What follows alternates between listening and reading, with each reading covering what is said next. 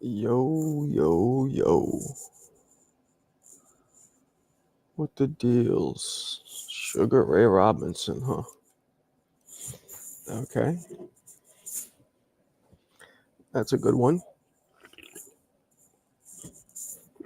Sugar Ray's a good one. What's up, Dwayne? Anilsa.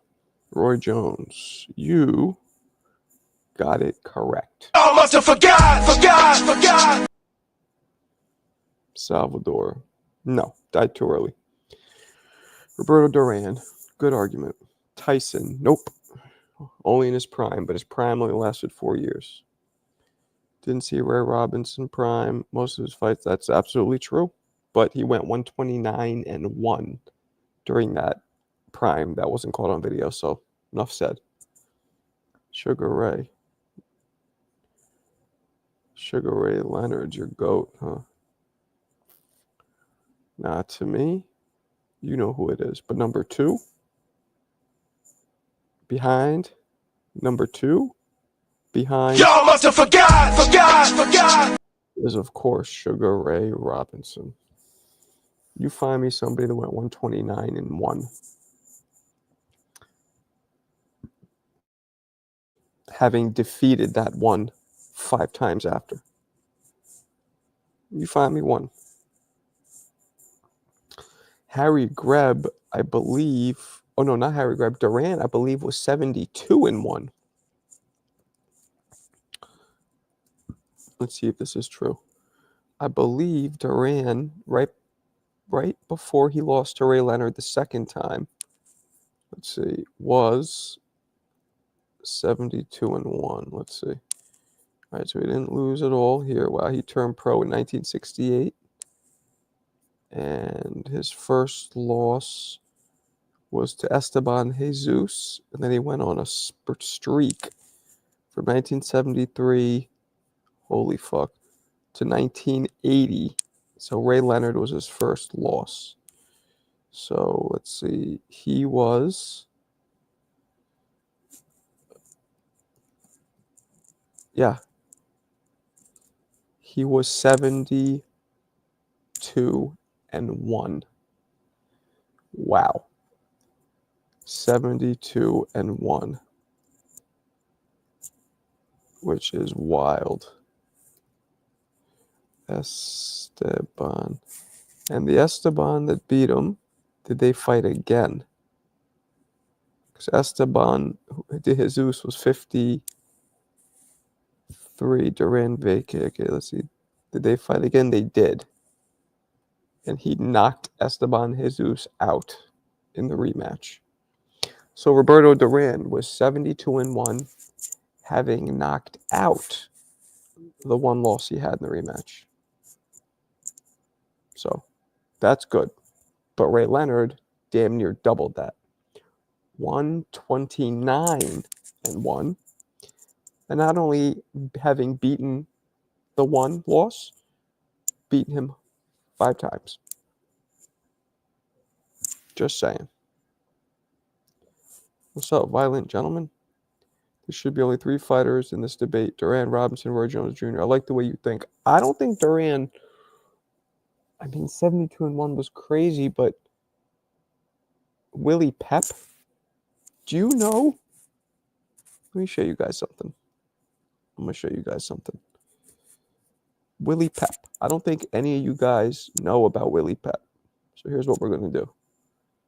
I'm going to show you guys Willie Pep box rec. Here we go. Willie Pep. Now let me show you something. So first off, look at this. 229-11.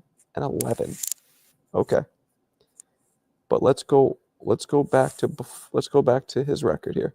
He starts off no losses. Okay? Let's go. He goes into the second page. Let's see.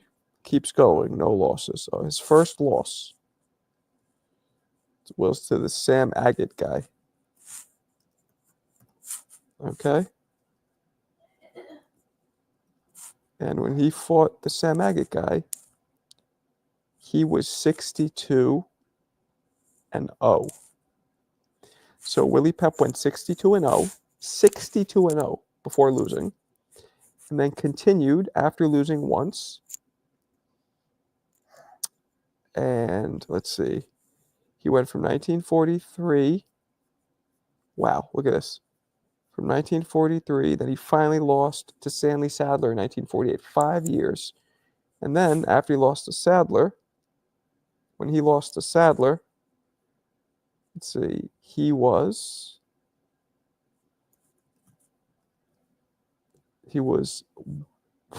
wow.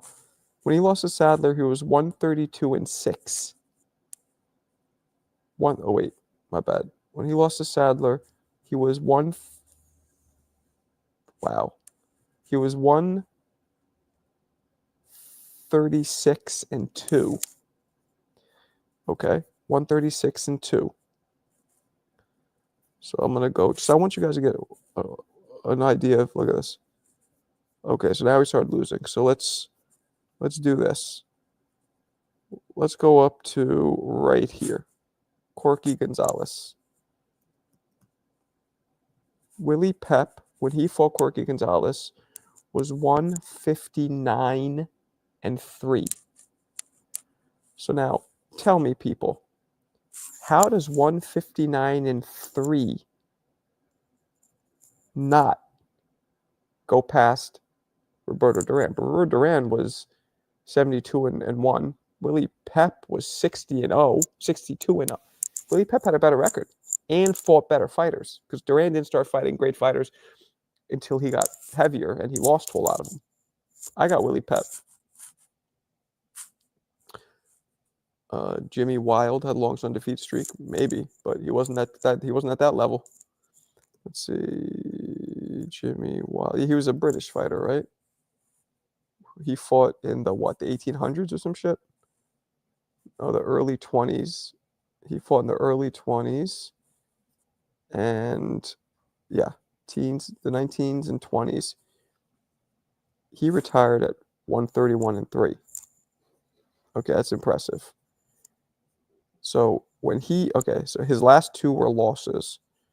So he was actually 131-1. Wow. Yeah, that's wild. That's wild. He had the longest streak. Let's see. Yeah, he was 114-1. So he went 113 wins and 0 losses. Let's see. Yeah, he went 94-0. He went 94-0.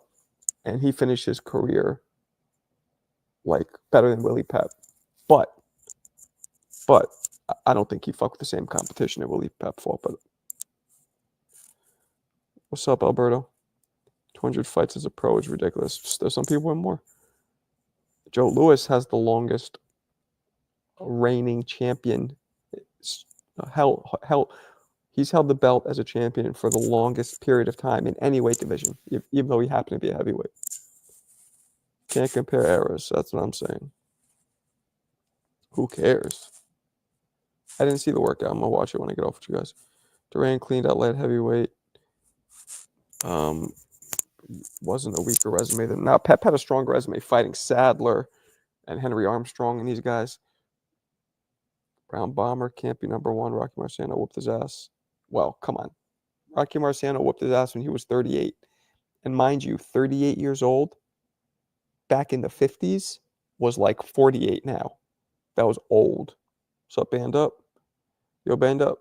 You got the toast? You got the toast handy? Huh? You got the ratchet in the glove? What about Pacquiao? In his prime, not the greatest. What's up, vlogs? Oh, you know what I didn't do? I never set the fucking goal. But you know what? I've only been on for a little bit, so I'm gonna set the goal now. Let's get this super chats up. Boom. Let's see if we can meet this goal for once. Charlie Z. Yeah, I've talked to Charlie before. I don't know the sport that deep to give you my opinion, but I was watching. Okay. Ness was all hella annoying today. Dude sounded like he's miserable deep down. Yeah, I think they said he wasn't smoking weed. Maybe he was irritable. I don't know. What if Money Mayweather had Pretty Boy Floyd power? Forget about it.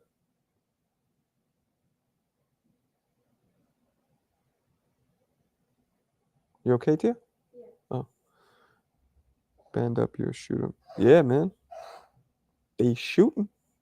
Inouye's top 10. Current, not all time. Prime Pac-Man got outboxed by Old Morales. Royalty Boxing Grounds. I like that name. Great topic, guys. Very tough one. Remember what it says, Royalty. In their prime. I only go by primes because every fighter except a handful fought past their prime. All of that's just, it's part of the sport. You got every now and then, you got a Ward, you got a Mayweather, you got a Galzaki, Ricardo Lopez, Rocky Marciano. You got guys who stop. But no way I'm sending that link for the debate talk. We could do it. You want to do it? You want to do it? You guys want to do a debate? But respectful debate. No bullshit. And that's been like that. Pac-Man was not in his prime versus Morales. I hate to say that. You guys want to do a debate? You guys want the link?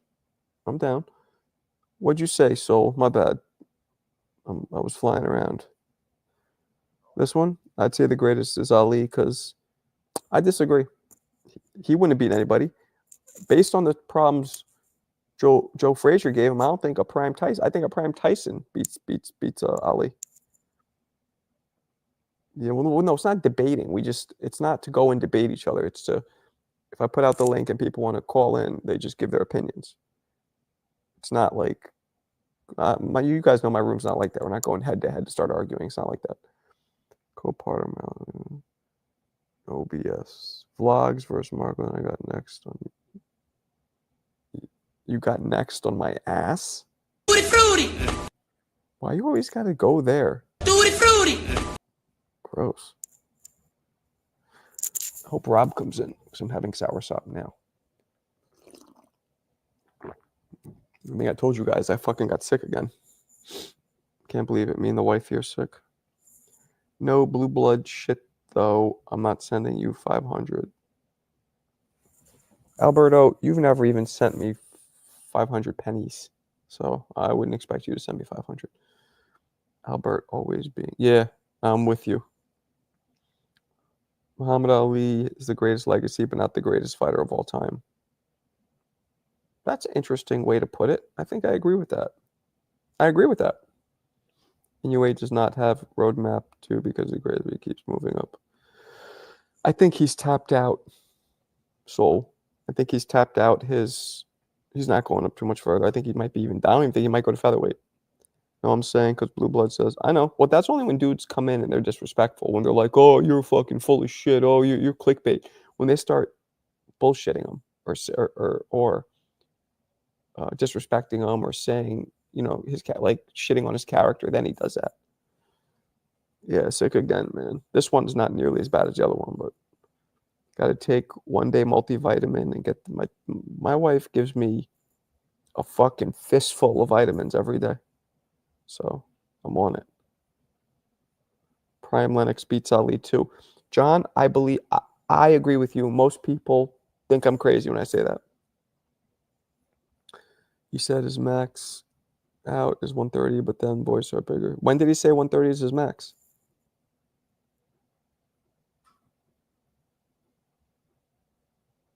Drop the link. Well, I asked if anybody wants to come in, and nobody said anything. Except you, and you're going to come in and start giving me weird hotel coupon codes, and I'm not sharing a hotel room with you. Okay? I'm not sharing a hotel room with you, Alberto. It's fun to stay at the YMCA. Okay. Ooh. Why don't you go sit on the couch anyway? Aren't you done with that? I am, but I'm just. Oh, okay. Huh? No. Prime Ali is not the Ali who fought Frazier. He was 29. How's he not in his prime? Literally, wasn't he? Let's see. Ali versus Frazier. I believe he was 29. Ali versus Frazier. That occurred 1974, January 28th, 1974. Ali Muhammad, birthday 1974, Jan. Okay. 1974, the 28th. Okay, so Ali had just turned. He might have been younger.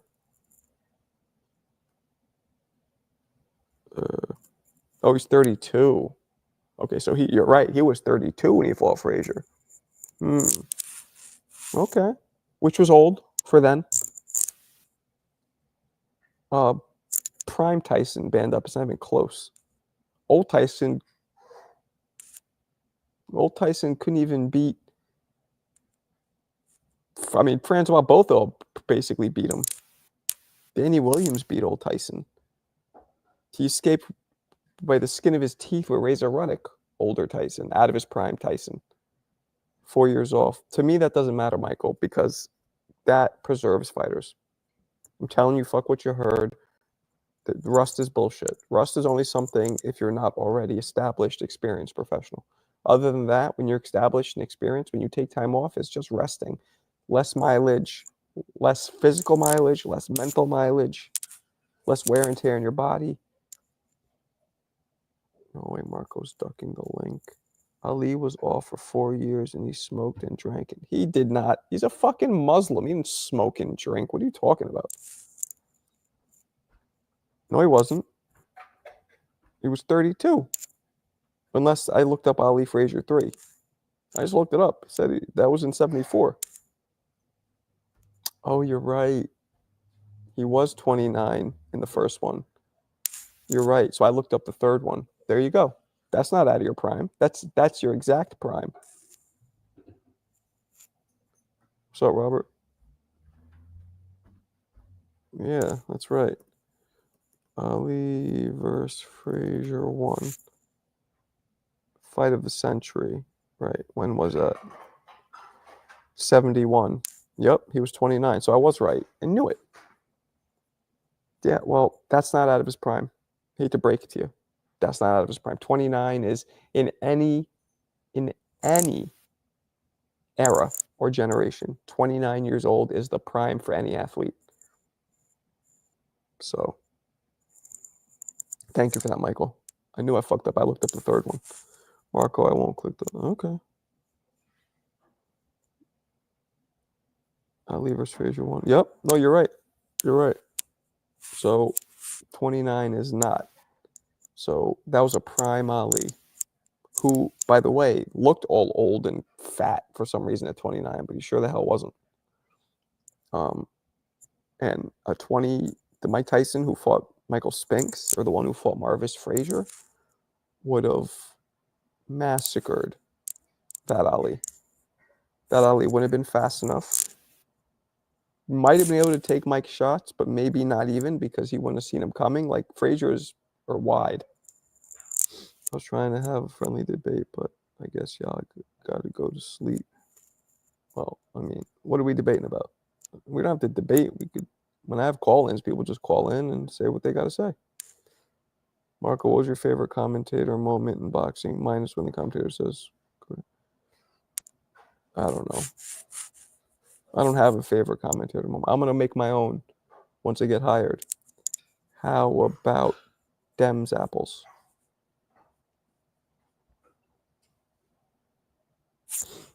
What are you making? Tia, what are you doing?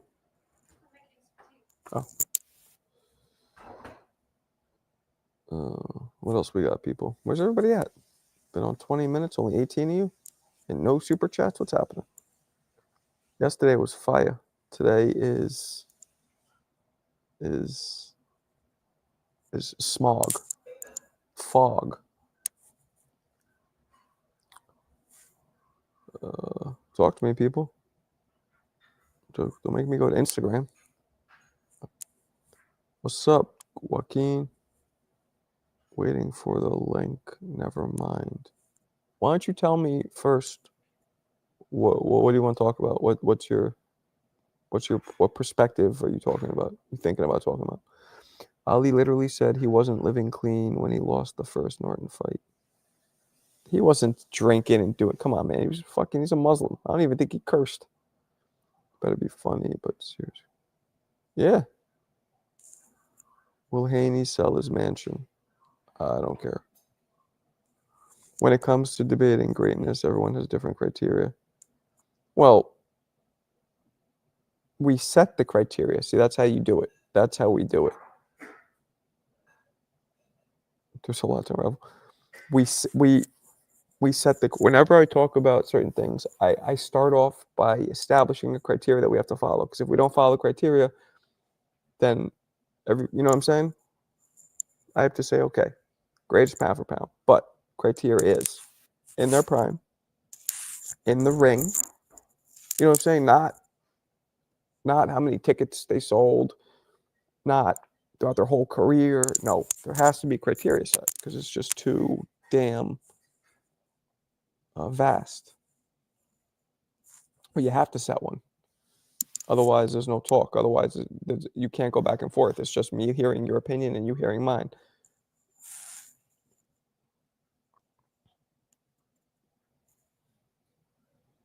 Nah, man, those are the rules. I miss the good old days. The trivia, yeah, the trivia. Maybe we'll do some trivia. Well, Holmes was his main sparring partner. Well, he was his main sparring partner at the end. In debating BFTB, I found out everyone has their own criteria. Well, yeah, and you have to both the way you make it an even debate is to go in with the same criteria. You have to specify certain criteria. You understand? So your criteria for the greatest might be overall career. My criteria for the greatest is prime. So what we do is we say, okay, fuck it. Do my criteria first. In their prime, then we both have to share the same criteria. And then even if it's not yours or mine, we both grab a couple criteria, we share it, and then we give our opinions based on that criteria. And then we could switch it. Like, okay, so I did what I think. Now let's do yours. Let's do overall career. And then I'll go from Roy Jones to, which I obviously can't include Roy Jones in overall career because he lost so much at the end. So you get 2 rounds, 2 perspectives on the same topic when you agree on criteria.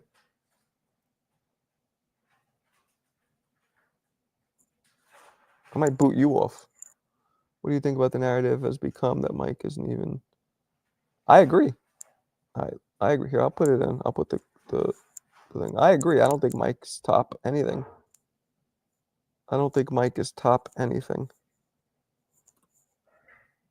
Here we go. There's the link. I'll pin it. I don't believe Mike Tyson is top anything. That's just what I don't believe. I believe Mike Tyson is not top heavyweight or top fighter. I believe Mike is not. Hey, what's up? Hey, Marco. So when it comes to greatest, are you talking about of all time in either division or divisions specifically? Let's start with doing all time, pound for pound. Well, this is a very interesting debate. And it's going to be the usual names you've heard of, but I would say Ray Robinson, Ali. What are we talking about? Top 5? Yeah, let's do 5. Let's make it. You know what? Let's do 3. Let's make it a little cleaner. Okay, that's a lot easier. In that case, again, this is just based on what I think, which is limited. It would be Ali, Ray Robinson, and Duran. Okay, so is your criteria career, all career, or do you look at their prime? Because that's a big one. It is to do with prime. I personally, I take the I got this from Chris Mannix many years ago, that losses, regardless of how many times you lost, they don't take away from your wins. So even if, because here's the thing, if we're saying, well, losses at the end of your career, if you're still fighting at championship level, those affect your greatness, then Ali would never be in the top 5 discussion of heavyweights because of what Holmes and what Spence did to him. What's up? Yeah, I mean, So I but guess just to there's some oh, sorry. people, and I think these are not the sharpest boxing minds, but they say shit like, "How's he going to be the best when he got knocked out 4 times? And that's Ali ridiculous. never got knocked out." It's like, well, Yeah, that's ridiculous. So the reason for saying Ray Robinson is a couple of things. Duration, how long he was at the top, the amount of weight classes, the fact that he never. I know there are fighters he avoided. Again, BFTB, shout out to him. He reminded me about the murderous black row of fighters. But in terms of prime champions in different weight classes at a deficiency, Ray Robinson was excellent at that.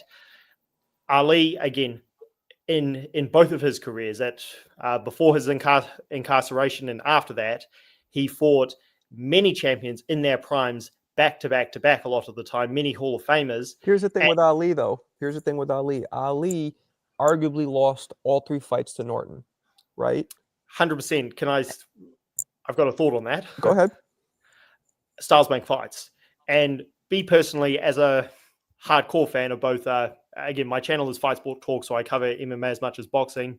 My personal opinion is that I give somebody credit more for fighting a contender who stylistically is very tough, which is what Norton was, high-level pressure fighter with a granite chin, than somebody who just fought the big names and didn't fight the contenders who were a stylistic Yeah, tough one for him. I mean, this is you have why a point, but I feel like Norton, besides beating Ali, everybody else mopped the canvas with him. Like he's only known because he beat Ali.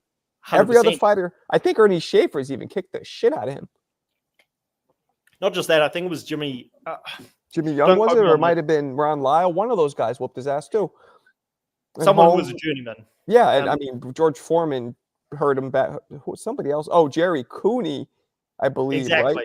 Oof. Exactly. So, but again, this is what comes down to taking on all comers. I mean, I mean, upsets happen. Upsets exist for a reason because there was always that style that that was just hard for you to get over.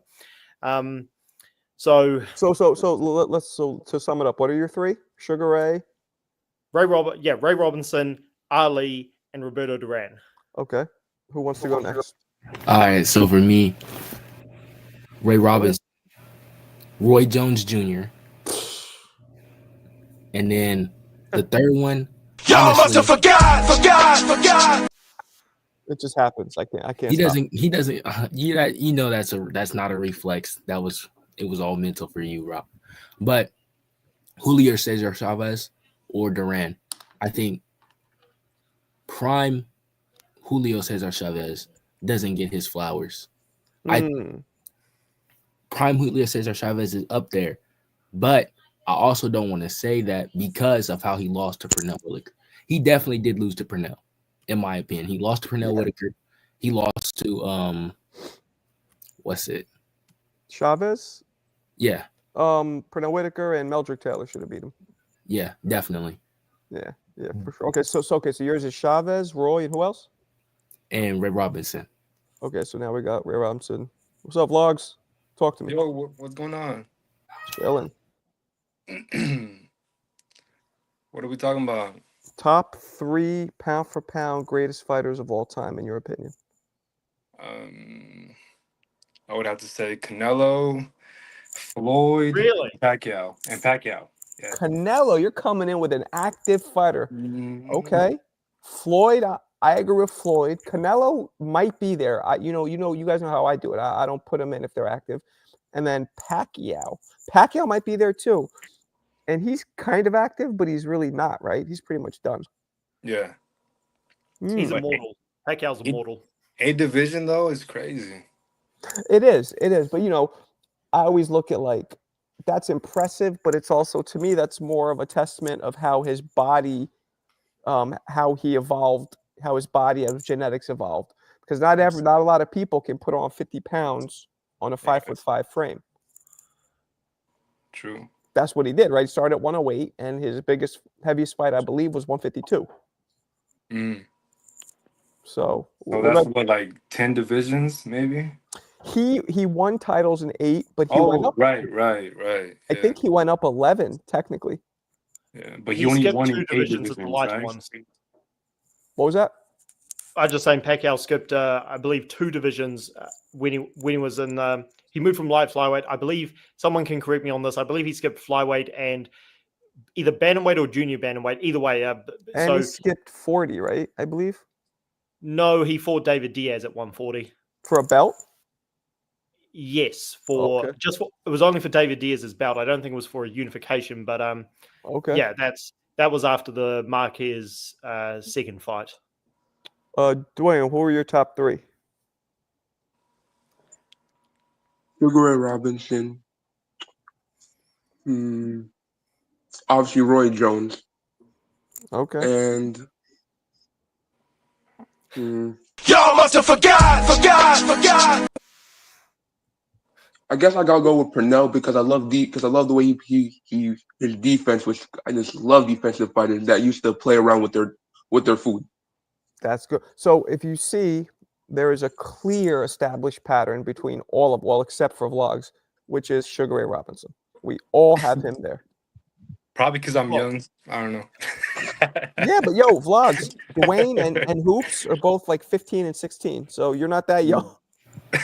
Well, like it's not only like he had a very long undefeated streak.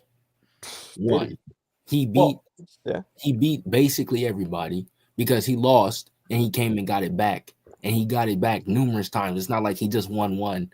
Like that's Right. I would have put Sugar Ray Leonard in there because he did beat Duran, but he has that arguable win over Hagler. That's very arguable.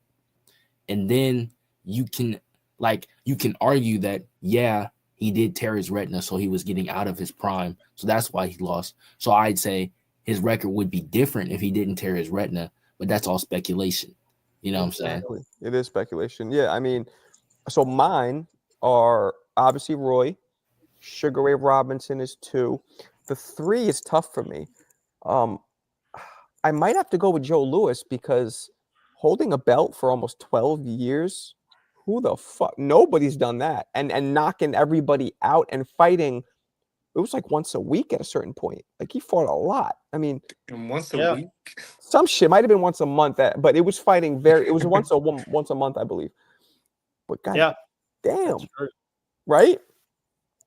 That is crazy, and oh, sorry, Marco. No, go ahead, go for it. I was just going to say that again. The reason why I put in your chat, and I also put this after Usyk beat Fury because I'm very high. I'm extremely high on Usyk being the greatest of this era. Quality of competition is what's so difficult. It's why I feel this debate is a never-ending one, and the reason why I settled on my 3 is because Ali. He, as far as I know, and someone can correct me on this again, shout out to BFTB. My debates with him, I learned some things which I didn't know before. I'm not sure if Ali ever tried to age a fighter out. Maybe he did, but I'm not aware. Ray Robinson, there was the murderous Black Row of fighters, which, okay, he didn't fight. But Duran, I mean, one of the reasons why he had so many losses and why the Iran Barkley win was so impressive is that he was literally fighting the 4 kings who were huge compared to him, Hearns and Hagler, back to back, not caring about what weight class they was in. It was like, okay, no tune-up fight whatsoever. And so the Barkley win, even though Barkley wasn't like an undisputed champ, I just feel that overtakes, again, maybe not everything. This is debatable. Leonard coming back and, secretly preparing for Hagler throughout that time and putting in all these little cheeky stipulations.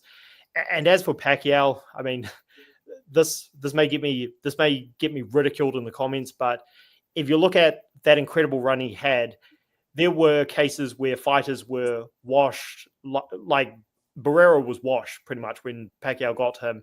Cotto was drained. Margarito was incredibly washed. So some of his, again, tremendous fighter, but when you get to it, I'd love to hear your guys' thoughts on this. I feel when fighters, like you mentioned prime, Marco, when some of your biggest wins are fighters outside of their prime and you're in your prime, like Duran was an old man when he beat Barkley. That's why it's hard for me to give Pacquiao, even though I'll give, his resume is definitely better than Mayweather's.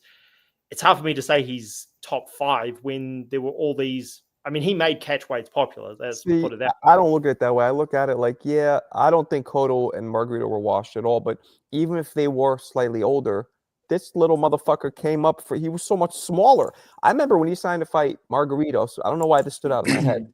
I was like, he's crazy. Like he's wilding out. Like he is I hear you. really, and I hear he you. beat the shit. And then he did the same to De La Hoya. And to me, even though De La Hoya was older, that's still so impressive. De La Hoya was like 5-6 inches taller, naturally way bigger, and Pacquiao just. I mean, he made his face look like minced meat, like a burger patty. Hey, Marco, was that fight at 140 versus Margarito? No, that was either 40, 152. It was Oh, shoot. 52. That was the one for that was a junior middleweight. actually, sorry, it was 150. It was supposed to be one light middle, but it was at a catchweight. He had one fight at 50 at junior middleweight, and then the rest were all welter. But welter for him, he started 108 pounds. 108 pounds. Now, granted, he was like 19 or 18 or whatever, but Jesus, he's a freak of nature. But to me, moving up all those weights doesn't make you the greatest fighter of all time.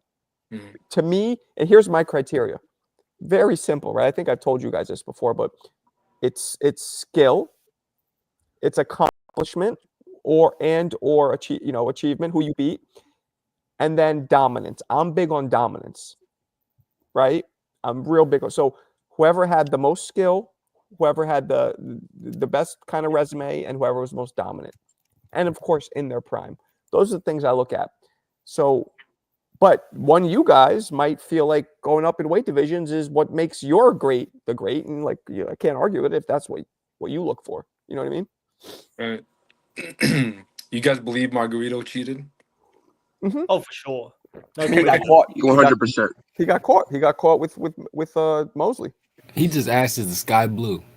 Yeah. No, he got caught. He got caught red-handed, and you even saw the difference in the Cotto fights. I really The saw second one, yeah. right, because the first one I remember seeing Cotto. Margarito was landing shots. I remember being like, those don't look that hard, but Cotto, Like lazy shots, right? right? But he was swelling up. Yeah. And It was causing a lot of damage too. Cotto's nose was bleeding from the second round in the first fight, and I wonder why. I mean, Cotto was older when the rematch happened. He was older, so he couldn't move like that. He couldn't move like he did in the first fight, and his face looked blunt up because he had taken a lot more punishment in his career. But yeah, that's terrible. Yeah, no, it was terrible. So let's do this. Let's move on. Current top three. Yes. I know that's good for vlogs, especially. Current top 3. Who we got? Who you guys got for this Saturday though? Benavidez or Morel?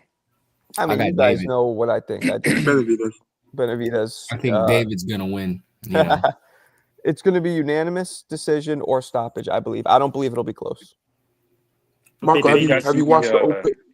Huh? Did you guys see the workout? The post? No, I'm going to do it when I get off with you I guys. was I just about usually to say that, Marco. He looks pretty drained.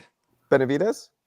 Yeah. Or I'm probably just No, he looked drained to me his last fight. He's like, right? His face is all sunken in.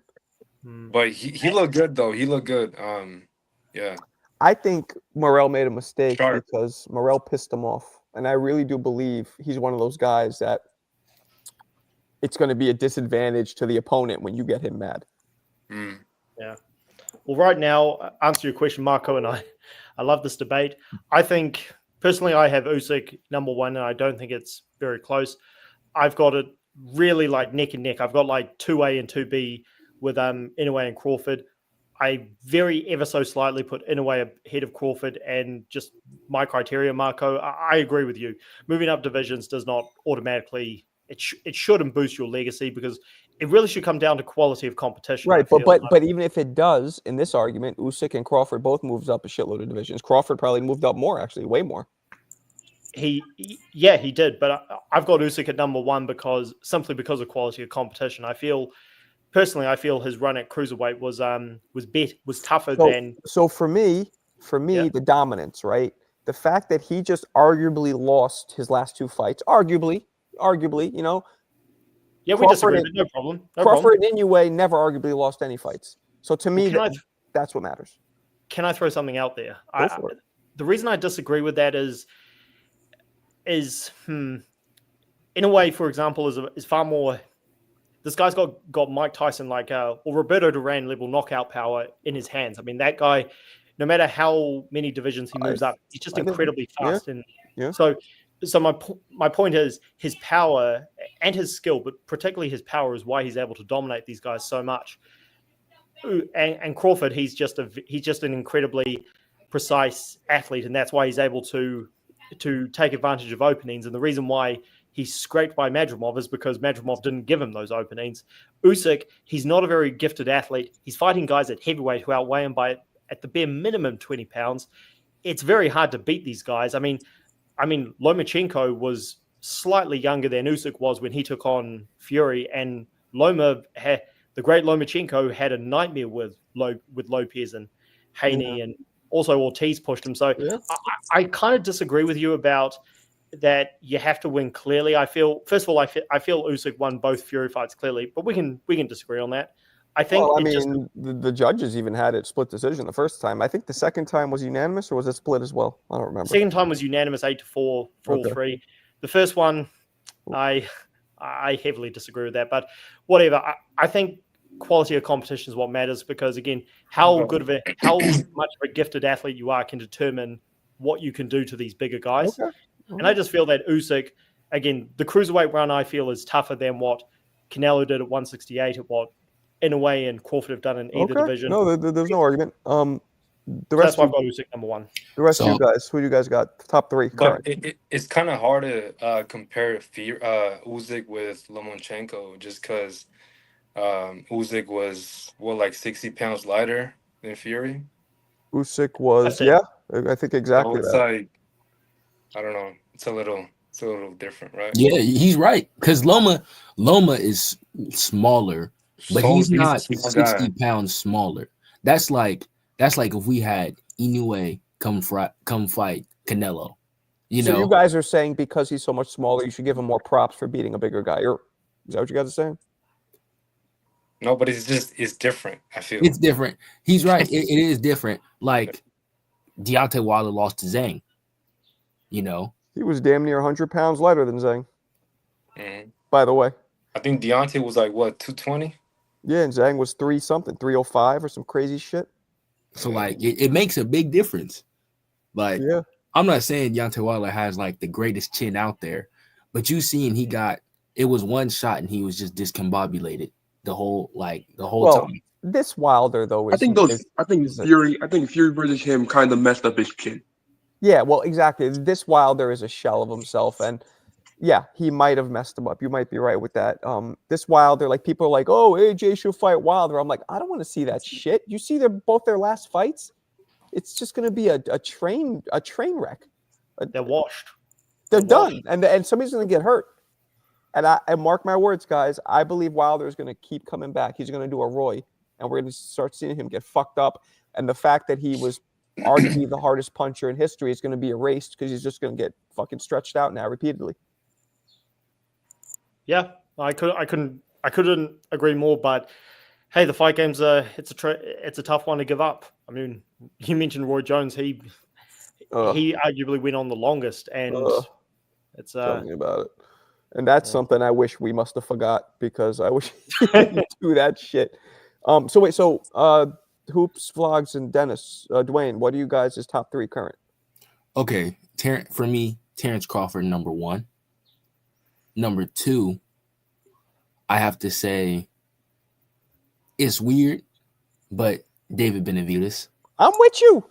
What? Really? I wouldn't put a number two, but I get the argument. And number three, Usyk. Okay. What about you, Vlogs? Number one, I got Usyk. Two, I got Terrence, and three, Inoue.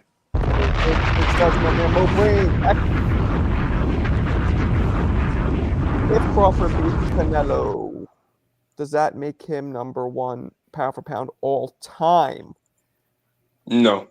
Yeah, we can't do all time, but he will be in the And I'm the biggest Crawford fan. he will be in the conversation. Okay, my I'd say bad. top So 10. vlogs, go for your 3. Say them again. Usyk, Okay, Terrence, and Inoue. I like that. Yeah. And then Dwayne. Crawford's number 1, Usyk, and I guess I have to go with Usyk, even though I like Tank more. See, mine, and this is I got Tank third. You got Tank. I That's got Tank third. crazy. I got Tank third, and I'll tell you why. Yes, his resume is not nearly what a lot of these other guys is. It's ass. But to me, the dominance and the skill, because remember, my criteria is dominance, skill, and resume. The He's dominance and the skillful, but skill he's never proven it. Though. overrides it. To me, it overrides, and that's not true because you when you demolish guys like Santa Cruz and Barrios the way he did, yeah, those guys might not be Devin or Shakur, but Barrios with the rehydration clause. I don't even remember if there was I don't remember. There I didn't was. remember there was rehydration, but it's still impressive. You know, Tank is one of those guys. Tank is the second or third highest selling fighter for a reason. He's I one of like the only Tank. guys that you watch, and even when he misses a punch, what do? You're like, oof. Even when he misses, he has that Mike Tyson factor. You know what I'm saying? I like Tank, but he's really skillful, but he still hasn't proven it to me. Like, how come you don't fight these top guys that has that Hey, weight class? I'm with you. I'm with You you. know? I do And not like, I believe in Tank. It's just like prove it. there's no proof. Yeah. No, I'm Well, with You you. know? I'm with but you. it's the They business built the thing fight. though. What's Like that? it's the business part of the aspect that sucks because you'll see a lot of these guys say, I want to fight Tank, I want to fight Tank, but it goes both ways. I've never seen Tank say, I'm not going to fight you. I've never seen Tank say that. But we've seen him and Shakur talk about it, and then Shakur say he's going to fight somebody else the next day. He says, I'm going to fight this guy, and then that never happens. Yeah. Yeah. Devin ducking another Ryan fight. Yeah. Real quick, shout out to Lane, Sam Langford. Lane, none of these young bucks know who the fuck's. Matter of fact, maybe Fight Sports Talk. You know who Sam Langford is? Not off the top of my head. Sam Langford is back when Jack Johnson, who was the first black heavyweight champion in Now the name rings a bell. Thank you. You mentioned 1908, Black Jack Johnson was washing everybody. The only person who gave him a tough fight was a Canadian black guy named Sam Langford. They fought once. Jack barely beat him and publicly swore to never fight. He was like, I'm not fighting that fucking guy again. He was super ducked. And of course, because he was black, he had a very hard time getting fights at the time because he was so good and black. Anyway, yeah. back on to who was speaking last? Well, you were speaking, and you mentioned okay, third is Tank. Who's 2 and 1 for you? Crawford, Usyk, and they are interchangeable. I feel like I got to lean towards Crawford because his resume. I wouldn't even say it's better. It's just more known fighters because we don't know these lighter class dudes. We traditionally nobody really does know them unless they're knocking everybody out, which almost never happens. That's why lighter classes aren't known. Can I say why I've got an issue with that? Sure.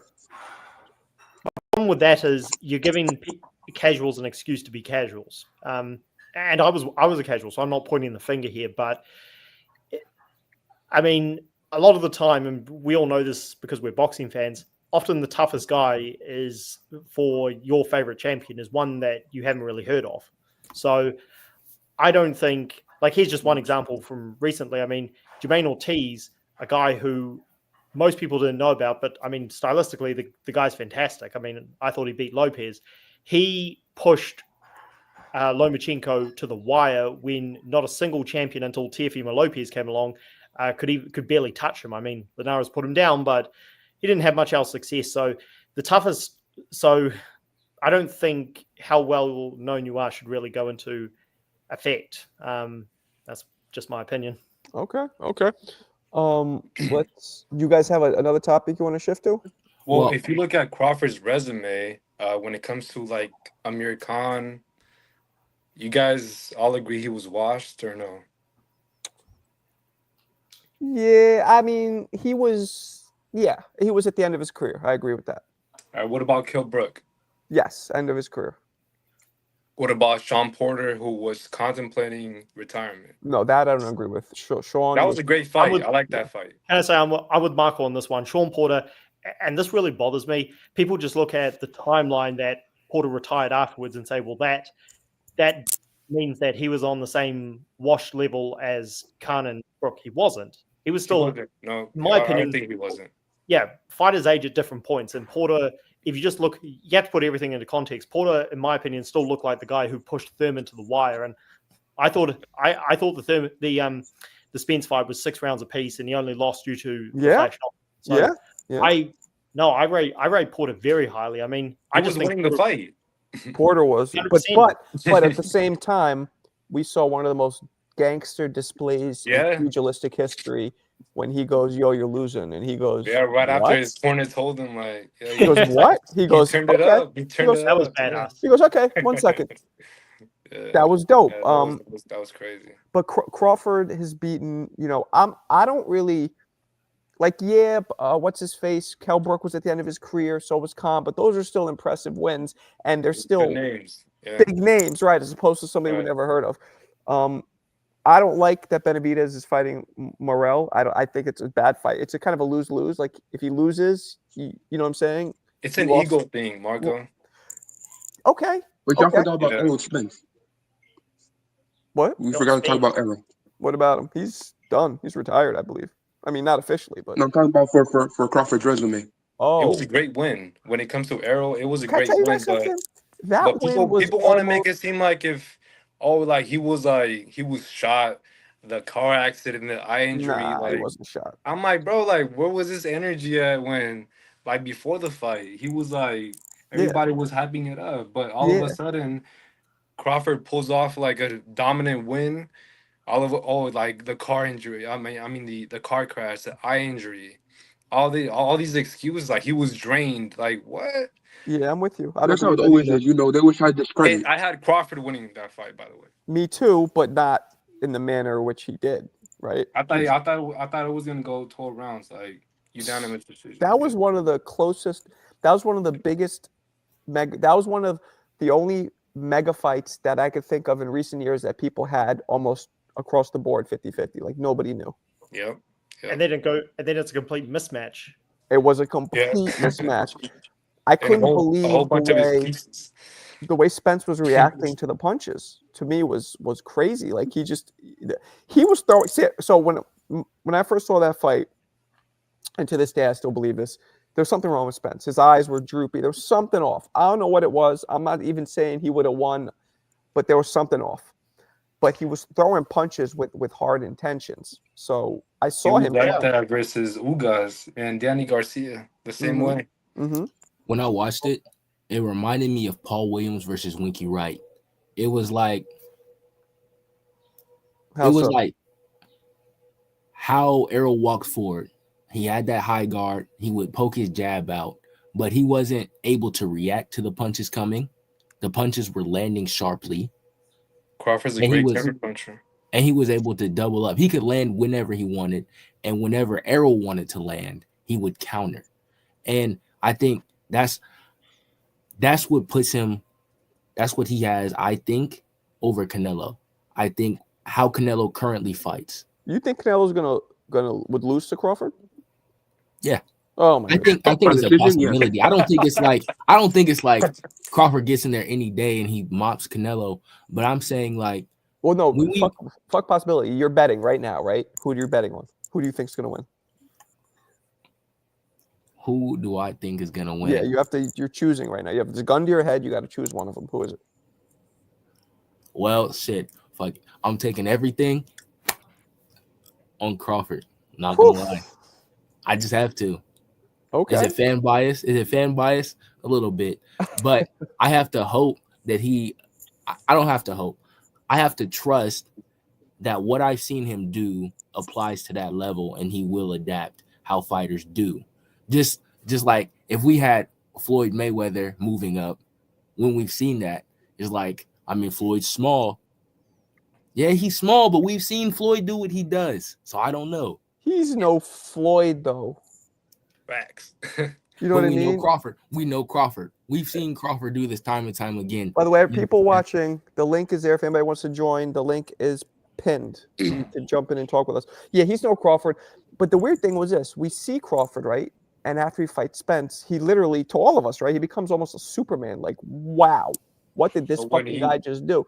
And when he moves up to fight Madrimov, but it's like, before okay, right.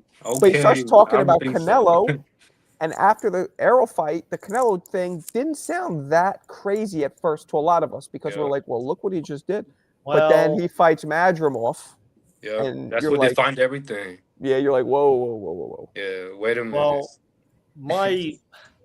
the Crawford Canelo fight is so interesting because I only started my channel in January, but I never liked the Canelo fight at all. I thought, what, he's going to move up 3 weight divisions and fight a guy who will walk through his punches like they're slaps because Canelo's used to getting hit by much bigger guys. It's ridiculous.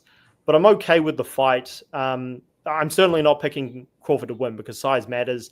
And for that reason, I think Canelo wins. But I'm okay with the fight because Canelo's been ducking the best contenders at 168. So I think again, for the same reason that the guy who gave Marvin Hagler his toughest fight was the smallest guy, Roberto Duran, I think Crawford has the fight IQ, the ring generalship, the experience, the slick little moves on the inside to take the sting off of Canelo's big punches to push him more than Berlanga, Munguia, and John Ryder and all these other rubbish contenders did, which is why I'm okay with the fight.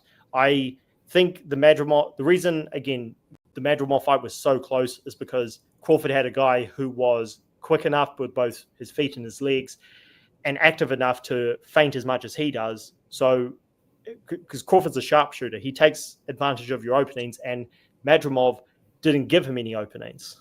Yeah. So I think styles make fights. They do. I believe Crawford's just too small. And the biggest thing here is the chin. Canelo's chin is just so solid, and I would just, but hey, if Crawford beats him, we are witnessing a 1 in a trillion fighter if he could beat Canelo. Definitely. And I'd be okay. I typically don't like weight class jumping. I want to see champions fight the contenders, but Canelo, one of the reasons he's so frustrating, why personally I can't put him in as high as the other fighters of this era is because all this silly catch weight and rehydration clause nonsense. But that's what boxing's turned into now. But he did it 100%. But the thing is, people criticize Pacquiao and Mayweather for doing it, whatever. He did it in his Canelo did it before his prime, and he's doing it in his prime. And now, who did you do it with? To who? Danny Jacobs, which he didn't do it. He didn't follow up. There was a rehydration clause for the Jacobs. But Danny Jacobs didn't follow up though. What do you mean? Do it, and he got fined. Oh, really? He didn't do it. And he yeah. got fined. But true, that's true. But vlogs, again, and I'm not saying that this means Danny Jacobs would have won the fight, but it wasn't like Danny Jacobs. He got fined more the more he stepped over the rehydration limit. It wasn't like the Golovkin fight where he could rehydrate as much as he wants. Canelo took some tough fights, man. Like that fight to me was a real risky fight. I'm like, you're fighting this. I'm the one who's. Sorry, Marco. But I was just going to say I'm the one who's gained the reputation of being a Canelo hater. I debated 5 Canelo super fans on the panel. Like, you guys asked me who he did that with. I mean, he pulled Amir Khan up for crying out loud with a chinny light welterweight. Right. Yeah, he just fought Charlo. I mean, I'm with you. He's not perfect, but he has taken so many tough fights that, in my opinion, I'm not even hating on him for. Look, Floyd Mayweather finished fighting Berto and Conor McGregor. He earned the right to choose that. Canelo's earned the right to fight. Like, I come down hard if he wants now. Fair enough. I come down hard on Mayweather. I come down hard on Mayweather as well, not necessarily because other great fighters didn't duck as much as he does, but he had the TBE name. So I come down hard on him as well. Canelo, again, for me, he's just a little bit, he's a little bit worse. Just again, all the little games. I mean, he deserves full credit for beating Golovkin with no catch weight and no rehydration clause in the second fight. But let's not forget, before that fight, we got Amir Khan, we got Liam Smith, like paper champion, and we got Julio Cesar Chavez Jr. weight trained. I mean, the biggest farce ever, in my opinion. But hey, it's all speculation. Hey, And then- Flight, but people were asking for the that Jermell fight though, like long time ago, right? People were saying that Canelo was ducking Jermell, then he was ducking Jermall, which Jermall was supposed to be next in line, but he was having mental issues. So Jermell got the call, and he's like, "Oh, bet I'll take it." So it's like Yeah. you kind of He lose me walked- there. You know what I mean? Yeah, Like, no, so Well- like, I think whose Canelo. fault is it? It's Yeah. I disagree. like Jermell's way taller than Canelo. They were both at 154 at one point. And Jermell's way taller than Canelo, so it's Yeah. like what? Like Canelo's 5'8", Jermell's 5'11", 6 feet Jamel's maybe. 6. Yeah. So it's What? like, I can agree with that. I is can that an agree with the excuse? Jamel. Like, I'm not trying to like glaze over Canelo or nothing like that, but it just like it doesn't make sense to me. Well, No, Canelo took a lot of tough fights. I mean, people try and shit on the Kovalev fight. He was old. I don't give a fuck if he was old. He was 175 pounds and one of the hardest punchers in the sport. Like, that was a And crazy he was a fight. champion, Marco. Was he at the time? I don't even remember. Yeah, Yeah, he that's was a right. champion. Wait, so Canelo won a light heavyweight belt? Yes, he took his belt. Yeah, Oh, shit. I didn't even know that. yeah. Wow. he did.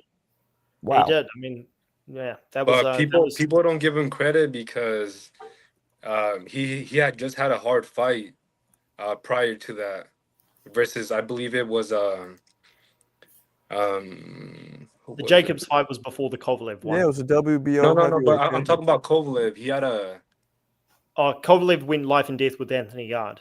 Anthony Yard, yeah. So Yeah, and they then I knocked him guess out. it was like rushed. So, but then again, it's like why take the fight then? Because I guess Kovalev was making up excuses like, oh, like I only had about like I don't know 40 days of training camp or something like that. So Well, Kovalev always had excuses, and Marco, I don't know if you want to move on, but Canelo, it's not that for me, and I'm not one of these people who ridicules and rubbishes everything he does. I just feel that he's played when it comes to fighting guys at the right time and aging fighters out and moving divisions to fight in the division that is more suitable to you. Like all the great fighters, for me, the one exception this era of current active top 5 pound for pound fighters is Usyk. But I've noticed Inoue's done that, and Crawford has definitely he hasn't exactly taken on all comers as much as he could have. I just feel Canelo's done it worse than those guys, but that's all up for debate. quick question, Blake. What about his undisputed run at 168? I give him credit for that. Undefeated prime fighters. Can I David agree. Benavidez. I don't just. Well, here's the thing. Vlogs I You're give saying him. he's fighting. You're saying he's fighting fighters at the right time, and Well, yeah. Can I again in context? And this is. I was having a debate about this the other day. One of the things people hold against Inoue, who is my other favorite fighter these days, is that he skipped flyweight when the dominant fighter was Roman Gonzalez and Rungvisai was down there, Estrada was down there, and as a fan of his, I can't deny what my eyes see. I'm like, okay, he was very selective there. The thing I say is that, well, he moved up a division and took on Stephen Fulton in his first fight and blew him out. So being selective, again, I'm not saying Canelo is the only guy who's done this. The thing is that at super middleweight, it was a good run, but Usyk's cruiserweight run was much better. None of the fighters down there were good fighters. None of them were great. And this comes down to their resumes and who they beat and who they struggled with. Just quickly, Saunders was not just a paper champion, but he was a terrible ducker, like maybe the worst ducker of this generation. Plant, he beat Uskatigi and then had competitive fights with Caleb Truax, and who was an absolute nobody. Callum Smith, he beat George Groves, a good champion, but then he struggled. Wait, but Benavidez' biggest win is Plant. Well, here's the thing. Smith, true, it is, but Smith, he beat George Groves and then he world champion, but then he struggled with European guys like Eric Skoglund and John Ryder. Benavidez, he's had his, like, people bring up he was dropped by Ronald Gavril, but He couldn't knock out Plant. I agree. But, well, one of the reasons is because Plant held on for... Yeah, the like, referee gave him a bounce pass. Everybody calls Benavidez great for that, from that fight, but it's like, that was Canelo's like leftovers, which Canelo took his belt, and Plant was undefeated. Yeah, but this is why the triangle theories don't work, because Canelo couldn't knock out Munguia, and then this fucking but, like, French guy with 4 right. knockouts comes and knocks. You know what I'm saying? Like Yeah. No, I get it, but it's like when Canelo beat Plant, they were saying it was a cherry pick. Well, Vlogs, But when Benavidez beats Plant, they're like, well, oh, Benavidez should have the greatest. Anybody What a Canelo's performance! anybody's Canelo has fought over the past 5 years is going to be called a cherry pick because it wasn't Benavidez, or past 4 years, let's say. Well, that's Vlogs, what it is. You asked me, and I hear you. The thing is that Benavidez, with the wins over Plant and especially Andrade, he has a resume, and I just broke down the 3 champions he beat. He has a resume that is either better than those guys or just as good. And athletically, this is where you need to put everything into context. Athletically, Benavidez, because of his size, his power, he's got a lot of skill in there, and he can match Canelo in size and being a weight bully. Athletically, he's a much bigger challenge than those guys. So this is where I feel you need to put everything into context. And I'm not one of these people who says, well, Canelo only beat these Euro bums. Smith was not a Euro bum. I mean, Saunders was, because Saunders was just awful. I don't know who the fuck Canelo's fighting next, because he has 3 fights, right? Didn't he sign like a 3-fight deal? That's what they're talking about. Turkey, right? So who the fuck? I don't believe Benavidez is one of them. So who? I think it's gonna be Skull, Crawford, and who's a third? Maybe Pacheco. Pacheco isn't ready yet, but maybe in 3 years or whatever the fuck. Because did you guys see Canelo said when he wants to retire? Did you guys see that? 38. What did he say? 38. Okay. Well, you just mentioned Pacheco's not ready. Well, Belanga wasn't ready, and he took that fight in a heartbeat. So, I'm not saying Pacheco won't take it. I'm saying he won't be ready, and he probably won't. He won't win. Oh, Canelo doesn't care who's ready. He cares about who's easier. Why'd you move everything? Because I had to sit down. For what? Come say hi to the chat. What chat? Hey guys, say hi to my wife. Hi. I hope he treats you well. How you doing? Yeah, I mean, I don't know. I don't know much about this skull dude. Yeah, because think about it. If he fights Skull, he'll take the IBF, right? And then it'll make it way more intriguing for the fight with Crawford, which Is they're going Skull to fight any for good? undisputed. Because I don't think I've ever seen him fight. He's slick. Yeah. No power, but I heard he's pretty slick. Was he a black dude? Yeah. American? I think he's Dominican, I believe. I'm not sure. Dominican. Okay. What happened to that guy from the UK? Marco is actually from Cuba. Steph, what's up? Oh, he just got that. Oh, he's Cuban. That's a fucking weird name. That doesn't sound like a Cuban name. Oh, okay. I'm gonna mute you, Steph, until you're ready to talk. A lot of background noise. Unmute yourself when you're ready to talk. Yeah, well, that's probably going to be the next 3 for him. I'm not so sure. That's a weird 38. Isn't that a weird age? Not really. I mean, Canelo. Who would he fight though? Well, if he's going to go on for... He's been fighting 20 years already, from 15 to 35. Like, I think he could retire now. That's a lot of mileage. 20 years as a pro. It is. And again, when he does retire, vlogs, if I could just maybe plug my channel for a second, you can check out. I'm not going to be one of these people who says he achieved nothing. He's had a great run.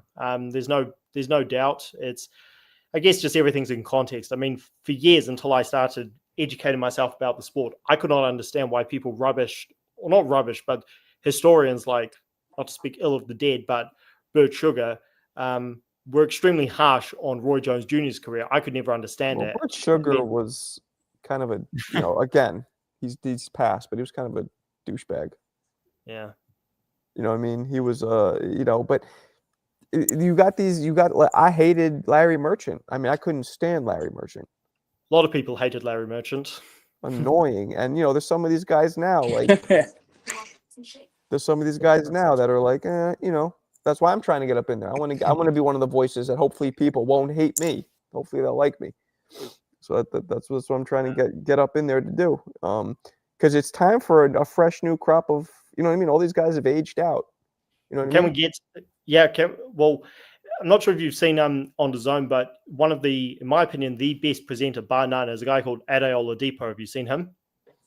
Say the name again. Ade Oladipo. He has a YouTube channel. That's how he got known. What is he? Is he American? No. No, he's in Britain. He's in the UK. So that's how he got through. I mean, maybe I'd know him by face, but I don't know the name. Well, you can just look it up, his channel, Ade Oladipo. He got onto DAZN because, and he does work on TalkSport. He also does work on. Are you Australia or New Zealand? New Zealand. New Zealand. Okay. Is my accent that strong? It's out there. You sounded like New Zealand to me, but I didn't want to be a dumb ignorant American. Yeah, I don't. I got no problem if people think I'm Aussie. I just immediately go Australian. Well, one of the best New Zealanders, of course, was David Tua. 100%. And great guy. I mean, I met several. I met Joseph Parker before he became famous. But wasn't Jimmy Thunder in New Zealand? Yes. I never met him. But David Tua, I mean, talk about a guy. Parker Whitney. You got what? Sorry? Joseph Parker. Joseph Parker's New Zealand. Joseph's a nice guy, though. I hear. He is. I've got a. I felt I was actually. So what I was just going to say, Marco, is that's just I just brought up he's an example of a YouTuber who made it big, and he made it big because he's very good at what he does and he's popular. So, I mean, the less of these UK commentators, the UK commentators for me are just awful. Like the less Darren Barkers, the less Tony Bellews, and the more people who actually know the sport and have charisma and aren't biased like these UK guys and negative like Larry Merchant, the better. Yeah, that's a fact. Steph, you there? Yeah, I'm here. I'm reading some of these comments. What's going on, my man? Welcome. Paulie's the new Larry Merchant. That's pretty funny. Paulie's the new Larry Merchant. Yeah, that's pretty funny. I think Paulie I'm doing good, though. Thank you. Paulie explains his views a lot. I mean, yeah, he's got a bit of a hate. He's got some very interesting views on Canelo, but the thing I can't hate about Paulie because he makes it entertaining, whereas Larry Merchant was just a grouchy old man you just wanted to get rid of. Tim Bradley might be the most negative commentator, oh my god, being a fighter. Oh my god, he just says the wrong things at the wrong time. It's like, Tim, like why did you say that, man? Like, damn. He does, and he's so judgmental. You wouldn't expect somebody who's stepped between those ropes to like shit on people like that. And not just that, Marco. This always bothered me, or I always wondered. Not just somebody who's been in the ring repeatedly and is a Hall of Famer, but a guy who was not only written off and had to do it the hard way. You know, he went to other people's backyards. He did what Usyk has done, but he was hated partly because of the Pacquiao win, but the Pacquiao win was never his fault. He just got in there and fought. And also, my man Quinn is saying, I don't know if he's referring to Pacquiao or the Ruslan Provodnikov fight, which I actually just did a video on. That was a robbery. And I didn't realize Tim Bradley's knockout percentage, but like 40%. I didn't realize how weak of a puncher he was. Well, that's why he was that's why, again, his legacy is so impressive because he beat so many guys who are better athletes than him. But I've got issues with Tim Bradley, don't get me wrong. But my personal opinion is I think the US commentators, I personally find the UK commentators worse. I mean, Tony Bellew was he was an overachiever. He had a lot of heart. I give him credit for that. But he's a guy who he made it big. he skirted the system where he made it big. He made big money by ducking the best guys in his division. And I mean, you're talking about arrogance and, the way Bradley is judgmental.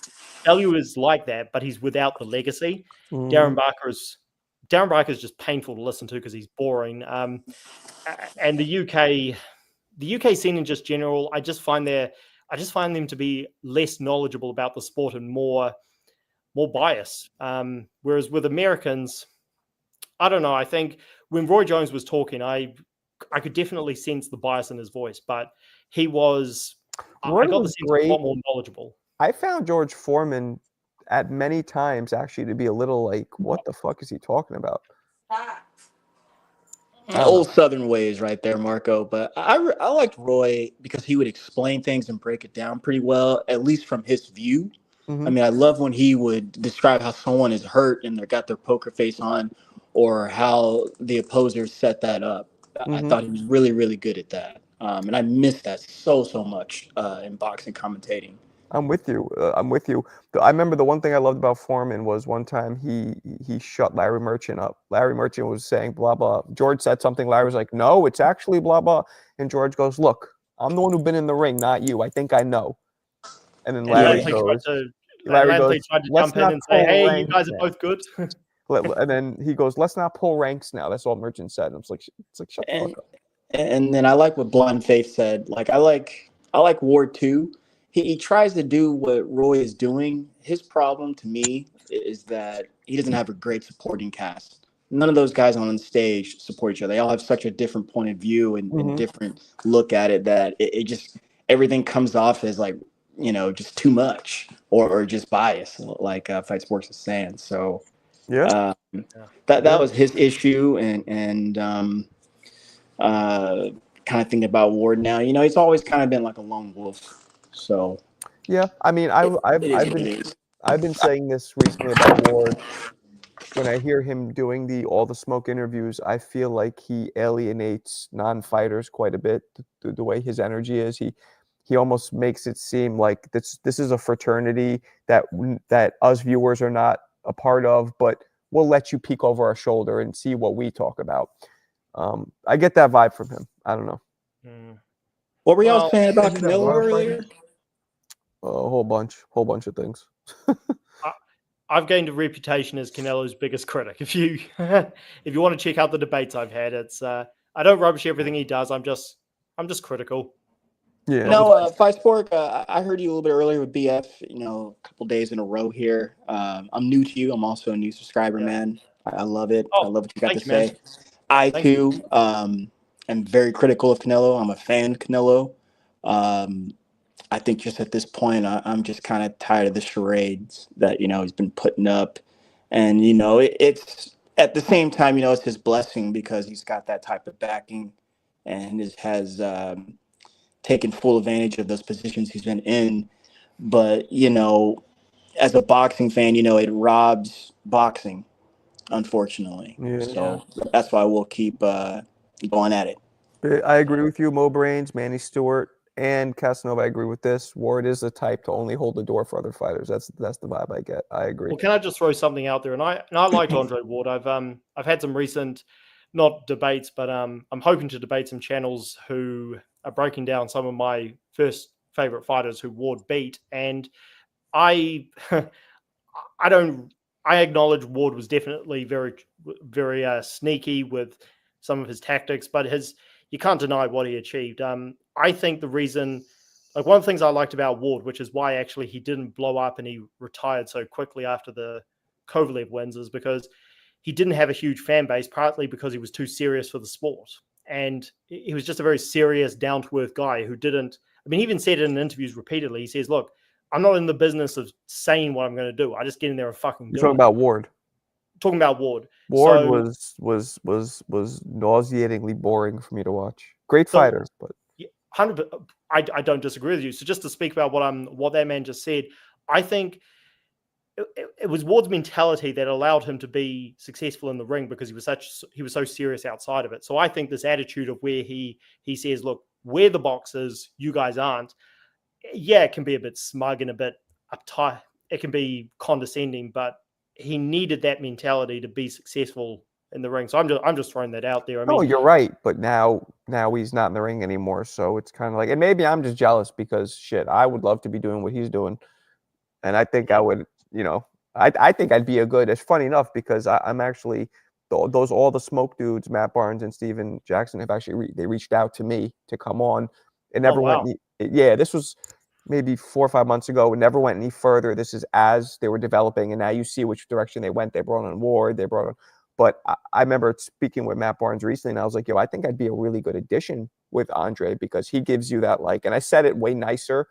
I didn't say I said he gives you that, like, behind the scenes fighter. And I'm like, even though I was a fighter, I come off more as like, I'm for the fans, and I think we bounce off each other well. And I tried to pitch that, but hasn't worked out yet, but you never know.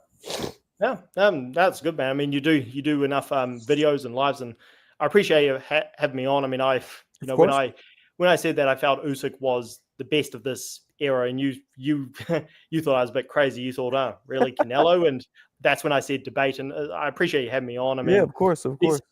Yeah, as I found out with BFTB, because I got loads of disagreements with the LDBC, but they're actually the best debates I've had. So a lot of these Canelo fans, on the other hand, they're very I mean, I don't, this room, we don't really debate. I mean, we could talk, but I'm not big into debating and arguing and all that because, it's nothing negative. I like having positive, fun conversations, not negative shit. And your channel's really good because you don't get a lot of, there's so much yelling over the internet. It's crazy. I'm like, I ain't got the time for this yelling. Well, that's because, like, if you see, like I was saying this yesterday, I got a really good, like, my viewers, my panel, my chat, they're such good, like, good, fun, like, positive people. Like, people don't come to my room if they're looking for that, screaming, yelling, calling this guy duck, saying this guy's in. They don't come to my room for that because that's not what I do. So you're going to have inherently just a way different vibe here. Yeah, man. Yeah, I love it. Your vibe is very positive. And shout out to Vlogs. He's right in the chat that first of all, I'm fight, not flight. He's saying I'm a Canelo hater. Much respect, man. Yeah. So I'm gonna end it anyway. But look, it was dope doing this, and I will see you guys again tomorrow night. Appreciate you. All right, appreciate you, Marco. All right, everybody. Fight Sport Talk. Of course. See you, Marco. Later, Yes, guys. guys.